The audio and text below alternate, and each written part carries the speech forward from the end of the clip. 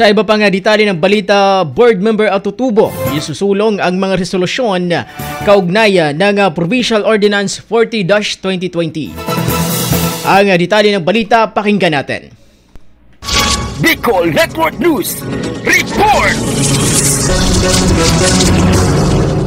Sa ginanap na Joint Committee hearing ngayong umaga, Enero 16, 2024, sa Sangguniang Panglungsod Building Capital Compound, inihayag ni 1st District Board Member Edmundo Ayo Atutubo ang mga rekomendasyong ihahain ng Committee on Transportation at Committee on Rules and Regulations kaugnay ng Provincial Ordinance 40-2020. Ay naturang ordinance ay naglayong isaayos ang paggamit ng mga depektibong tambutso sa probinsya. Ayon kay BM Atutubo, isa sa mga pangunahing rekomendasyon ng komite ang pagsusulong ng isang resolusyon na humihiling kay Sorsogon City Mayor Esther Amor sa pamamagitan ni City Administrator Attorney Gerald Gerandola na agarang i-release ang lahat ng na-impound na motorsiklo na walang kasong isinampa laban sa mga umano'y lumabag sa nasabing ordinansa. Bukod dito, iminungkahi rin ni BM Atutubo ang pagsusulong ng isang resolusyon na humihiling sa pansamantalang pagsuspende ng implementasyon ng Provincial Ordinance 40-2020. Ang resolusyon ay papadala sa lahat ng mayors, traffic enforcers, Philippine National Police, Provincial Highway Patrol Group o HPG at iba pang kaugnay na ahensya upang pansamantalang itigil ang pagpapatupad ng ordinansa habang isinasailalim ito sa masusing pagsusuri. Samantala, layunin ng Joint Committee hearing na suriin at pag-aralan ang mga panukalang pagbabago sa ordinansa upang masiguro ang epektibo at patas